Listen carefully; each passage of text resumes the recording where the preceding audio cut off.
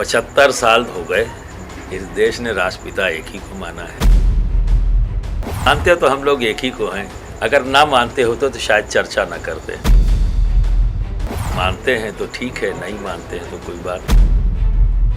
हमारा तो एक ही मुद्दा है, नफ़रत किसी से नहीं, मोहब्बत सबके लिए।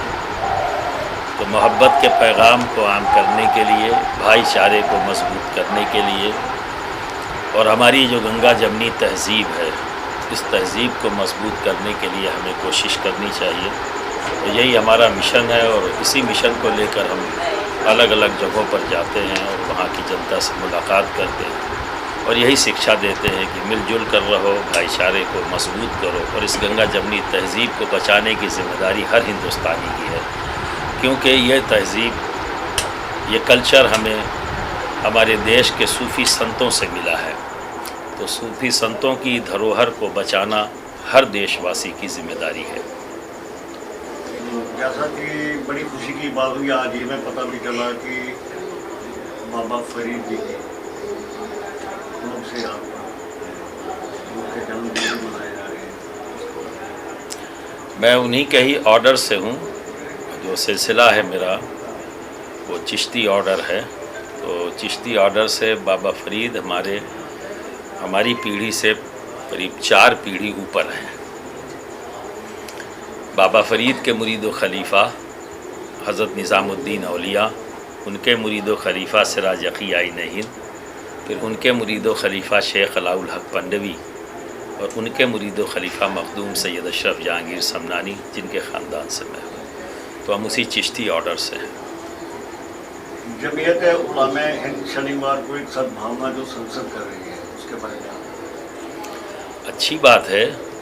मैं तो यही चाहूँगा कि देश के हर ज़िम्मेदार संस्थाओं को, हर ज़िम्मेदार लोगों को ये चाहिए कि इस तरह का माहौल बनाएं, कम्युनल हारमोनी का, और जितना ज़्यादा भाईचारा और इस गंगा जमनी तहज़ीब को हम मजबूत करेंगे। क्योंकि मेरा मानना है कि देखिए, जब तक जस्टिस नहीं होगा अमन नहीं हो सकता, और अमन नहीं होगा, शांति नहीं होगी तो तरक्की नहीं हो सकती। हम सब चाहते हैं कि हम तरक्की करें, हम तरक्की करेंगे तो हमारा देश तरक्की करेगा। और तरक्की करने के लिए सबसे पहली ज़रूरत है जस्टिस, इंसाफ। हम सबको इंसाफ कायम करना पड़ेगा। अगर हम ज़ात, बरादरी, धर्म के नाम पर अनजस्टिस करेंगे तो कभी भी शांति नहीं होगी। शांति तरक्की के लिए ज़रूरी है। सब एक दूसरे से सीक्वेंस में जुड़ी हुई चीज़ें हैं। तो इंसाफ हमें हर धर्म, जिस धर्म में भी हम स्टडी करते हैं, तो उस धर्म के जो महान लोग हैं उनकी तालीम यही है, जस्टिस, अमन, शांति, प्यार, मोहब्बत। ये आएगी कैसे? तो उसका इनिशियल पॉइंट है जस्टिस। जस्टिस होगा, शांति कायम होगी, शांति कायम होगी तो तरक्की होगी। हम चाहते तो यही है, तरक्की करना। अभी आप धर्म की बात कर रहे हैं, तो इस समय जो आप देखा जाए तो देश के अंदर धर्म परिवर्तन का बहुत चल रहा है। देखिए, परिवर्तन, एक बात हो रही है परिवर्तन। कोई भी इशू जब क्रिएट किया जाता है तो मेरा ये कहना है बेस पर आइए। जो इसके रिजल्ट्स आ रहे हैं, क्या परिवर्तन किया, उसका रिज़ल्ट क्या आया। मैं तो सिर्फ 2 बातें कहना चाहूँगा। दुनिया में 2 तरह के लोग हैं, एक आस्तिक है और एक नास्तिक है। आस्तिक वो है जो एक ईश्वरवादी है, जो ईश्वर को मानता है, अपने क्रिएटर को मानता है और ये एक्सेप्ट करता है कि किसी ने इस पूरी होल यूनिवर्स को बनाया है, पूरे ब्रह्मांड को बनाने वाला कोई है, जिसे अलग अलग नामों से याद किया जाता है।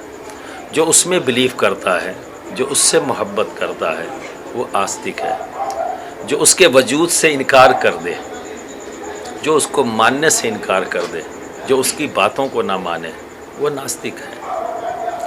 लेकिन हम आज जब देखते हैं तो शायद हम इस डिफिनेशन को समझ नहीं पाए।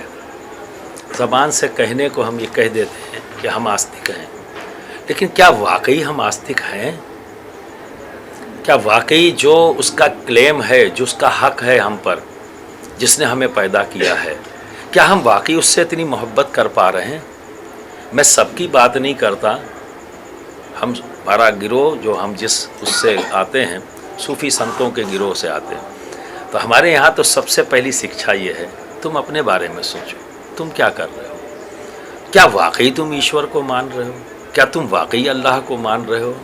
तुम जिस नाम से भी उसे याद करो, क्या वाकई मानते हो? क्योंकि आज हम जो दुनिया में देख रहे हैं, अगर किसी ने किसी की दुकान तोड़ दी तो उसने आदमी को तोड़ दिया। अब आप देखें, दुकान किसने बनाई है? आपने। और जिसको तोड़ा है उसको किसने बनाया है? क्रिएटर ने।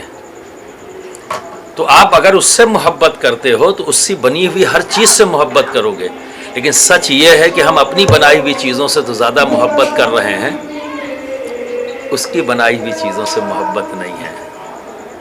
हम कहीं ना कहीं जो वाकई शिक्षा है उसकी, जिससे वो खुश होता है, जिसकी वजह से वो हमें वरदान देता है, हमें सारी नेमतें देता है, क्या हमने उसको खुश करने की कोशिश की? हम तो उसकी बनाई हुई चीज़ों को तोड़ने पर आज लगे हुए हैं। हर तरफ आज ये काम हो रहा, और अफसोस की बात है कि धर्म के नाम पर हो रहा है। तो आज धर्म को अधर्म बनाकर धर्म का नाम दिया जा रहा है। जैसा कि अभी सोशल मीडिया पे बहुत वायरल आ रहा है, उनको प्रलोभन दिए जा रहे हैं, विदेशों में भेजने की बात की जा रही है, पैसे का प्रलोभन दिया जा रहा है, इसको आप किस नज़रिए से? हमको ज़मीन पे तो कहीं नज़र नहीं आता, हम तो पूरे हिंदुस्तान में घूमते रहते हैं, हमको तो नहीं कहीं नज़र आया ज़मीन पर। मैं मोगा में आया, मुझे मोगा में कहीं नज़र नहीं आया। कल मैं क्या नाम है पटियाला में था, वहाँ नज़र नहीं आया। मैं क्या नाम है मलोट में था, वहाँ नज़र नहीं आया। मुक्तसर में था, भटिंडा में था। मैं तो हिंदुस्तान के अंदर हर दिन किसी न किसी एरिया में, अगर मैं इस हफ्ते का अपना हिसाब दूं तो मैं 7 स्टेट में 7 दिन में घूम के आया हूँ। मुझे तो कहीं नज़र नहीं आता। ग्राउंड पे क्या है ये सच है, मीडिया क्या कह रहा है, प्रोपेगेंडा क्या हो रहा है, वो अलग बात है। अगर हम मीडिया की सोचें तो मुझे तो लगता है कि पूरा हिंदुस्तान इस वक्त चीता ही देखना चाह रहा है। क्या वाकई पूरा हिंदुस्तान चीता देखना चाह रहा है? क्या लोग अपनी तरक्कियों को भूल गए हैं चीता देखकर? क्या आज का नौजवान अपनी बेरोजगारी को भूल गया है चीता देखकर? हमें जो देखना है, हमें फोकस उस पर होना चाहिए।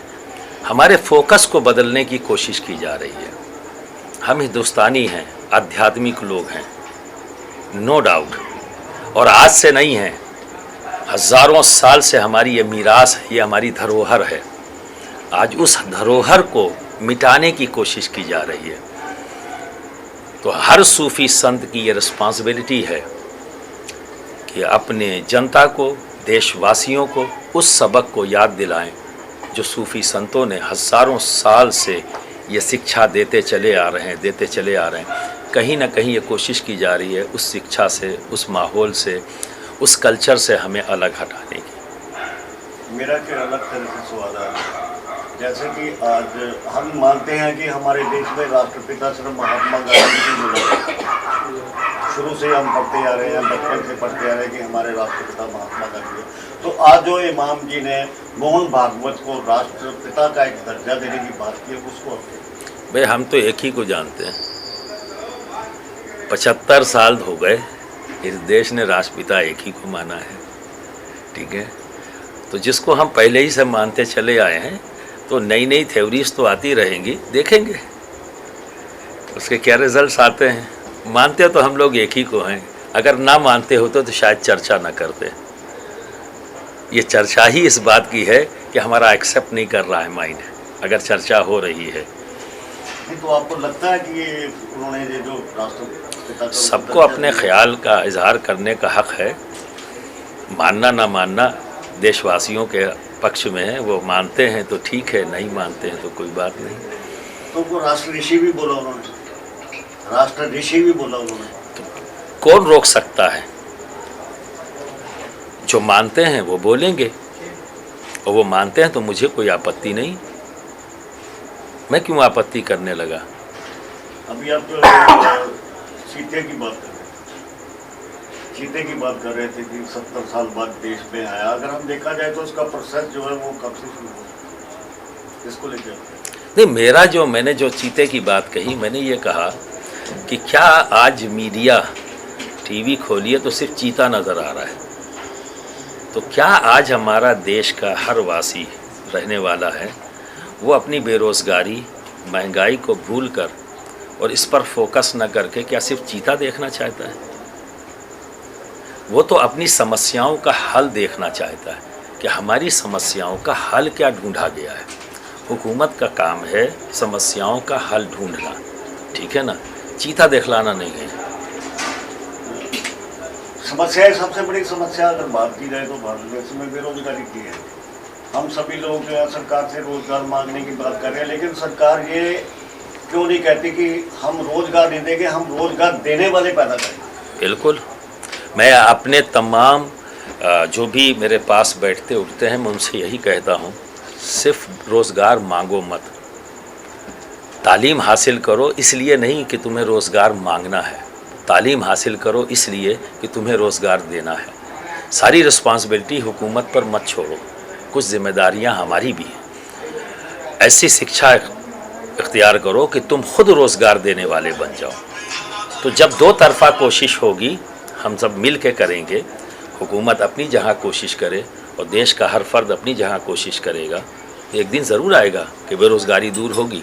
क्योंकि दुनिया में बहुत से मुल्क हैं जहाँ बेरोज़गारी नहीं है, तो वहाँ अगर दूर हुई है तो जब हम उनको स्टडी करते हैं तो वहाँ कहीं ना कहीं ये चीज़ मिलती है कि एजुकेट हुए, पढ़ाई लिखाई किया, एजुकेशन पर फोकस किया, लोग खड़े हुए, तो सिर्फ रोज़गार मांगने वाले खड़े नहीं हुए, रोज़गार देने वाले खड़े हुए। तो उन्होंने मल्टीनेशनल्स कंपनीज़ बनाई, वो सिर्फ अपने मुल्क ही तक सीमित न रह गए, पूरी दुनिया के अंदर उन्होंने अपनी कंपनी का जो है फैलाव बढ़ा दिया।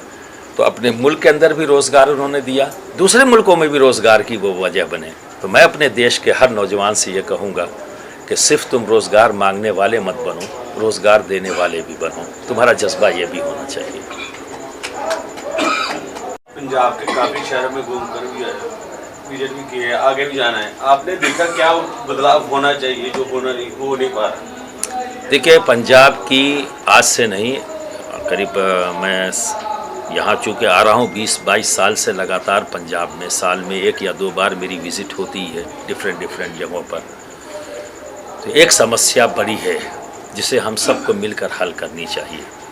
इसमें सिर्फ हुकूमत ही सब कुछ नहीं कर सकती, हर पंजाबी को खड़ा होना होगा। क्योंकि आज मुझे अफसोस है कि हमारी नौजवान नस्ल, पंजाब जो सेहत के मामले में पूरे हिंदुस्तान में मशहूर था कि पंजाबी जिस्मानी एतबार से मजबूत होता है, ठीक है, वो 2 गिलास पटियाला जो है लस्सी पी जाता है, हम लोग 1 गिलास में रुक जाते हैं, वही भी नहीं पूरा कर सकते। तो एक ये शोहरत थी सेहत की, लेकिन आज एक ऐसी खामी आ गई, एक ऐसी गलत चीज़ हमारे नौजवानों ने अपना ली, वो है नशा। इस नशे से मुक्त करना होगा पंजाब को। इसमें सिर्फ हुकूमत ही नहीं, हम सबको मिलकर इसके लिए कोशिश करनी होगी। मैं अपने स्तर से कोशिश कर रहा हूँ, जहाँ भी जाता हूँ माँ बाप से कहता हूँ कि अपने बच्चों पर निगाह रखो। अगर आपने उन्हें पैसे दिए हैं तो ये भी पता होना चाहिए कि इसने खर्च कहाँ करना है। इतने पैसे ना दो कि कुछ गलत चीज़ों का वो इस्तेमाल सेवन करने लगे। वो कहाँ आता है, कहाँ जाता है, माँ बाप होने के नाते आपकी ये भी जिम्मेदारी है। कहीं ऐसा तो नहीं वो गलत सोहबत इख्तियार कर ले तो कल आप ही के लिए वो मुसीबत बन जाएगा। तो आपको भी इसकी ध्यान रखना होगा, और हुकूमत को भी अपने लेवल पर जो नशे की आड़ में करप्शन है और इसी करप्शन की बुनियाद पर नशा है, ठीक है, तो इस करप्शन को अगर वो रोक ले जाते हैं तो मुझे उम्मीद है कि पंजाब फिर अपने उस पुराने दौर की तरफ आ जाएगा, जहां आंख बंद करके कह दिया जाए पंजाबी है तो सेहतमंद है।